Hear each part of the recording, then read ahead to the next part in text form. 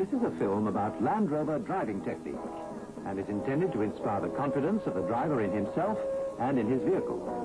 With a thorough knowledge of the principles involved, backed by plenty of practical experience, he'll be able to prove the outstanding ability of the Land Rover to go almost anywhere.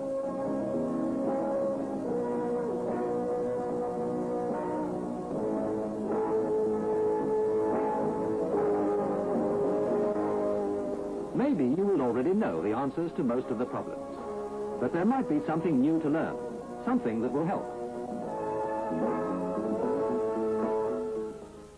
Let's start with a look at a basic Land Rover and its simple drive selection.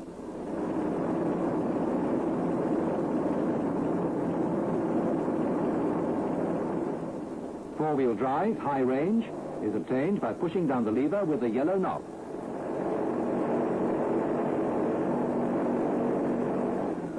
To cancel, stop the vehicle, pull back the red knob, and then push it forward, springing the yellow knob back into normal position.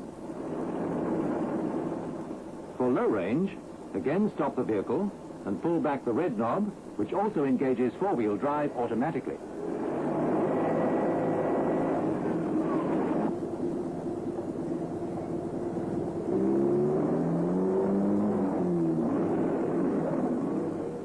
Before attempting to cross difficult country, stop and make a careful assessment of the obstacles ahead and plan the route accordingly. Second gear, low range, is suitable for rough conditions and should be held throughout the crossing. Don't be heavy-footed. Use the accelerator pedal with care and avoid sudden power surges that cause wheel spin.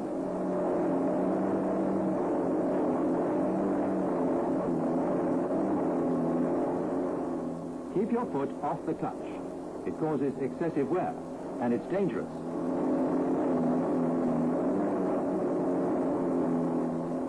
A sudden bump, the clutch depressed, and the vehicle goes out of control.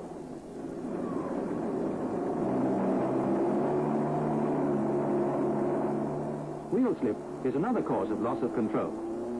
In conditions where one wheel on each axle loses grip, the action of the differential allows these two wheels to spin. This, in turn, prevents the other pair of wheels from transmitting traction. Result, complete immobility.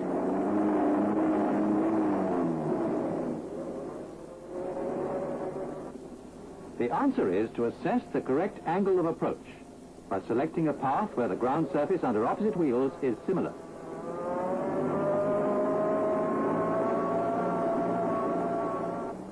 This avoids any of the wheels lifting off the ground and maintains traction throughout.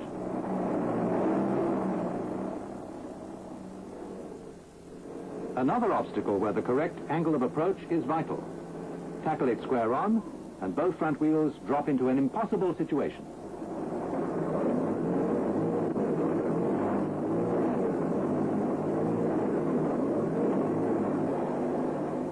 The correct angle will enable each wheel to cross the gap separately. As the front wheels cross, the rear wheels maintain full traction until the front ones take over on the opposite bank.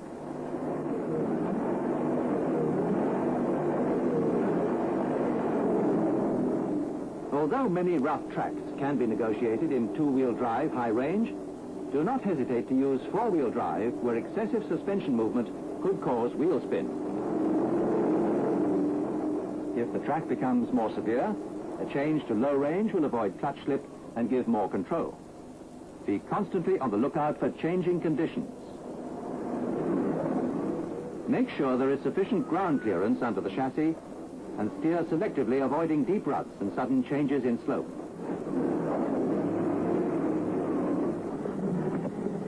In a boulder-strewn situation like this, choose a path where the ground condition under each wheel is similar to that of the opposite wheel of the same axle. Here again, it is the selection of the best angle of approach, which will prevent wheels being lifted off the ground.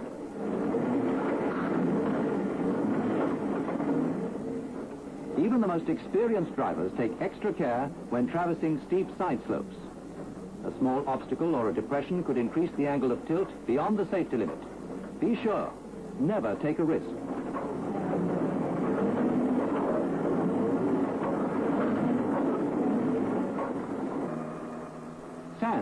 And another set of problems. Try to keep moving. Do not change your mind once the crossing has started. Remember, do not change gear. The moment the clutch is disengaged, there'll be drag at the wheels, and there you will stop, sinking slowly into the sand.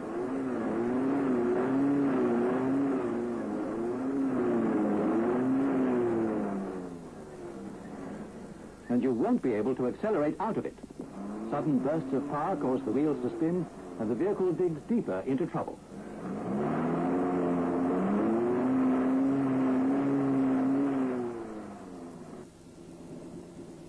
Reduced tire pressures can help, but to avoid trouble, always select the right gear in four-wheel drive, be gentle with the accelerator, and don't change gear. After the sand, into the water. First check that the clutch housing drain plug is in position.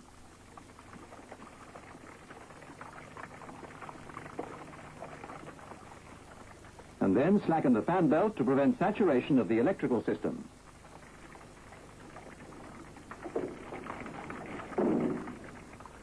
The careful driver will make sure that the maximum fording depth of the water does not exceed about 18 inches. In metric, about 45 centimeters.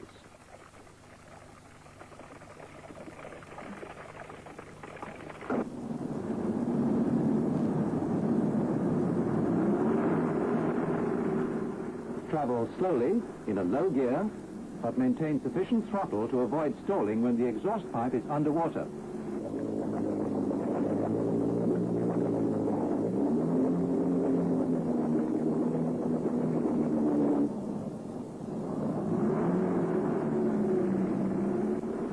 On leaving the water, make sure the brakes are dried out immediately by driving a short distance with the foot brake applied. The heat generated will soon dry out any water inside the brake drums. And remember to tighten the fan belt.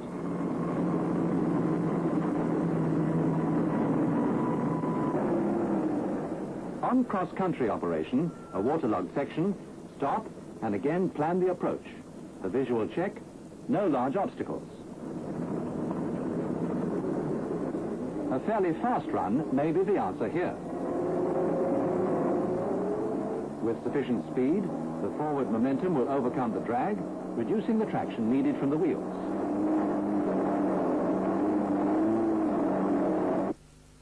In marshy conditions, as with soft sand, reduced tire pressures increase the contact area with the ground. This helps to increase traction and reduces the tendency for sinking.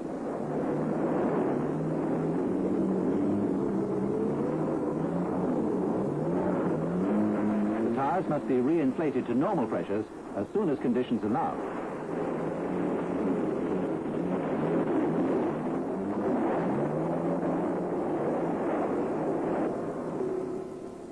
Down a steep slope, never touch the brake. Use the engine to slow down the Land Rover. Brake and this happens. Out of control.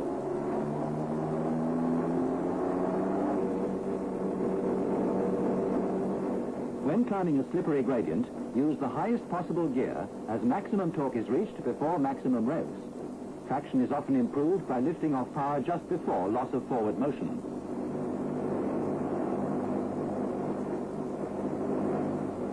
When it's dry, much steeper slopes can be tackled.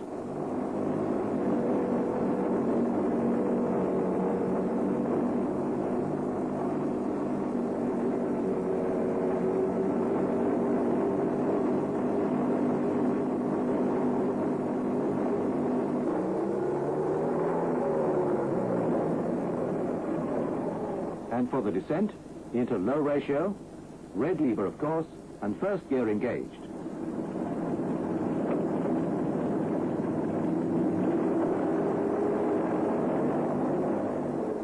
Whilst descending, keep your foot off the accelerator.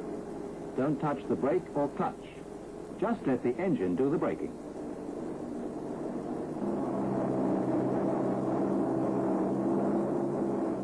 Even the expert can sometimes miscalculate.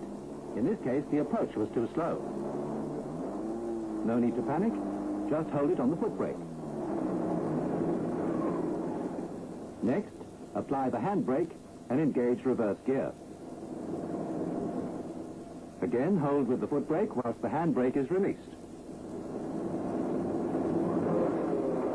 Then reverse down the slope using the engine to provide the braking retardation.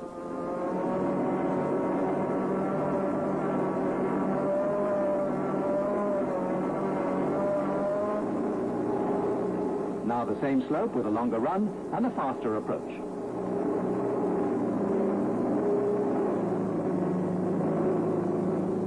Increased momentum is the answer, and a successful ascent is achieved.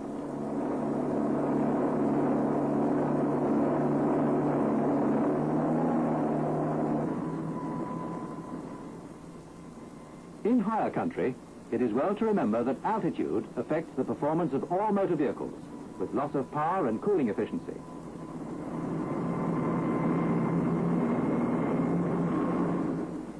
Since 1948, and a million vehicles later, the Land Rover is still the #1 choice. Learn to master it, and the success of the Land Rover will become your success. Avoid such disasters as these embarrassing results of poor driving technique. A Land Rover immobilized is a moral defeat for the driver and bad publicity for the vehicle. Always plan your attack. Become an expert. It's up to you to do justice to your Land Rover. The successful demonstration will do much more than words. Join the professional.